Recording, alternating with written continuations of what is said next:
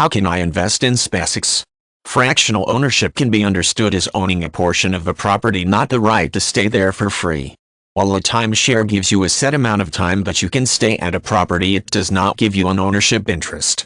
Fractional ownership, on the other hand, is a growing trend in vacation property purchasing that delivers to you not only a set amount of time at a property but also a fractional deed to it.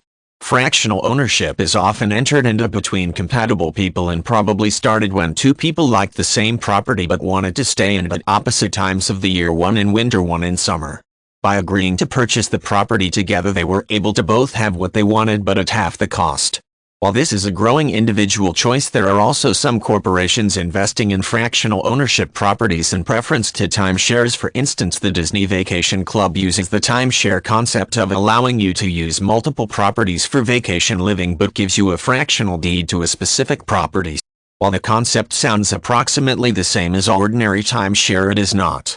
Fractional ownership delivers to you a financial interest in the property that you can sell, a physical deed, and not just the right to use. While a corporate fractional ownership contract may require you to sell that deed back to them if you decide not to keep it in preference to selling it to someone else, they still will purchase it from you. This makes fractional ownership very different from timeshares and a more fiscally responsible approach to vacation living overall. Real estate studies examining how homeowners use their second homes for vacation living have found that only about 1730 days a year are spent in them. This means that for 11 months out of the year that second home sits vacant. Some homeowners rent them to others during that period, but having cash flow from the vacation living choices of other people is generally an iffy proposition.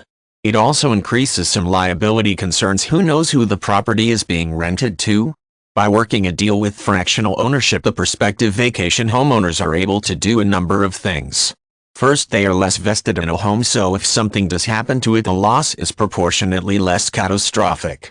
If the deal is with individuals, then losing 1/15 of a house is much easier to deal with than losing a whole house, and if the deal is with a corporation, you may be fully compensated anyway, as they are more likely to have all the insurance coverage necessary without you having to think about it. Fractional ownership also allows the prospective owner to buy much more house than they would have purchased by themselves. Instead of a little two-bedroom bungalow, you can own a piece of a mansion on the beach with commensurately more flexibility in how you spend time there. In addition, houses need people to stay in them. If you didn't have someone checking on your house during the 11 months you weren't there, it would be liable to break-in, squatters, and general deterioration due to lack of heat, etc. A small problem like a broken window could turn into a very large problem. A fractional ownership encouraging multiple owners to use it for vacation living transforms a home that could be a liability into a much smaller share of something that is a genuine asset. There are drawbacks to fractional ownership as well. If you don't choose your location carefully, you may find it difficult or even impossible to sell your interest in the house should you choose to do so. If you do not own property through a corporation but rather are doing it yourself, you may find that the paperwork, taxes, bill paying, and maintenance is not being fairly distributed or compensated.